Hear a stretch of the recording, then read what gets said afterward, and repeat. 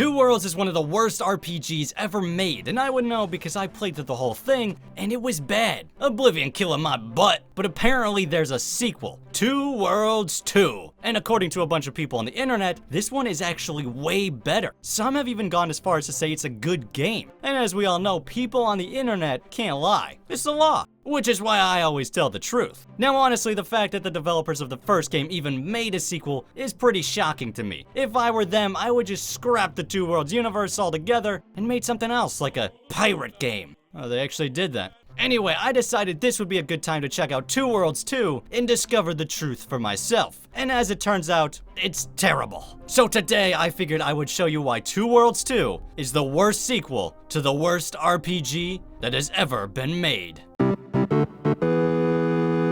The game begins right where the first one left off, and if you haven't played the first one, then don't worry because none of this really makes sense anyway.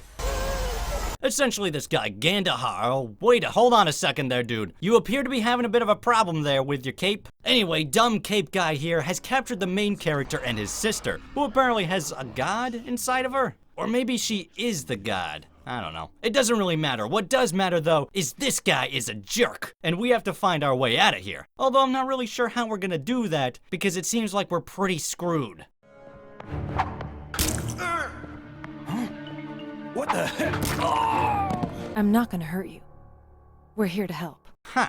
That was pretty convenient. Yeah, that face right there says it all. He's like, look, this is a little ridiculous, even for me. Now, let's go. Hold on a second there, where you going? Well, if you were worried that the controls no longer felt horrible like they did in the first game, don't you worry, because everything still feels god-awful. So that's a relief. So after running through the entire castle, we finally found our way out of here. A teleporter. Wait a second, their whole plan was to get this guy to teleport me out of here? Why did we have to do any of the other stuff? We could have just teleported right from the start. Oh, whatever. So after a quick tutorial, as well as a run-in with a really creepy looking prophet lady, the game finally opens up into the open world experience that the first Two Worlds was so well known for. But in this case, it sucks, because rather than finding a sweet piece of loot every 2 minutes, you find practically nothing ever, no matter how hard you look. Oh hey, look, a chest with a lock. That must have something good. Just kidding, it's crap. But even if there were a ton of stuff, it wouldn't matter anyway, because they decided to remove the only good thing that came out of the first game, and that was the ability to combine the same items at will to increase that item's stats. Instead, they replaced it with this awful upgrade system where you break down the weapons and armor you got into basic parts, and then upgrade your weapons and armor by marginal amounts. And speaking of things that are somehow worse, the combat is a serious downgrade. Well, I guess technically it's an upgrade, because there's a lot more depth to it, but it feels awful, so I'm counting it as a downgrade. I would have much preferred the haphazard hack and slash combat from the first one, which is not something I expected to be saying, because I didn't think that combat was very good either. But in retrospect, I can see now that it could have been a lot worse. But the real icing on the combat cake is that block, sneak, and sprint are all the same button. So occasionally when I go to sneak to assassinate this guy, I'll end up sprinting headfirst into the guy instead. I mean, they couldn't have found at least one other button to use for that? Really? Cause I've got a few available. Along with all these changes, they also decide to make the story a more linear experience, instead of the open-ended approach from the last game, which if you thought would make the story any better, then, well, actually you'd be right, the story is slightly better, but it's still bad. Also, the voice acting is still pretty bad as well, but rather than being funny bad, it's mostly just bad. Although occasionally, it does get a bit funny. Welcome. Welcome. I wish I could defend myself so well. Perhaps I'll look into studying a martial art. Oh, but I don't have the money. Oh well. Oh my god, this random guy is trying to kill me. Hey, guards, you gonna help out? Guess not. All right, you jerk, I'll take you down myself. I'm gonna have to ask.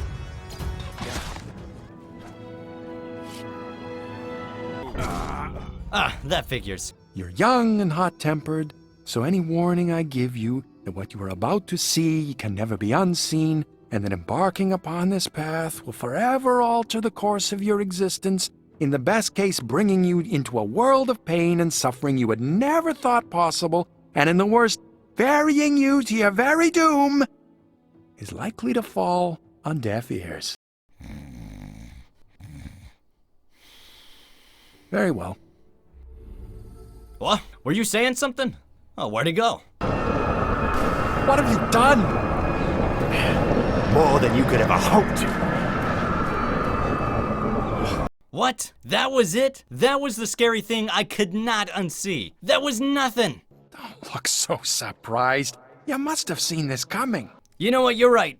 I should have expected this. Okay, so there's more to see. Maybe this will help me understand. You've been down here for weeks. People are asking questions, and I'm running out of answers. Enough of this. It's madness. Madness? You don't know madness.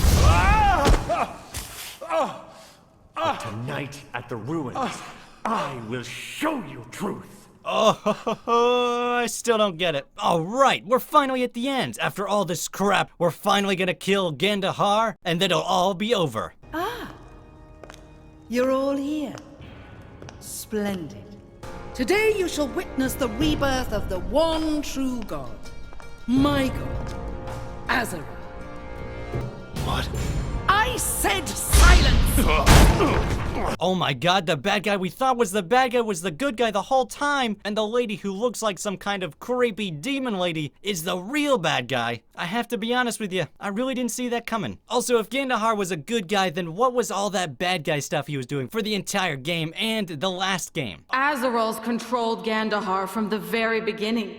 It was only Gandahar's thirst for power that blinded him to Azaral's true intent. Oh, so Gandahar's just an idiot. Yeah, no, that makes sense. The fire god is hungry, hates the diversity of our world.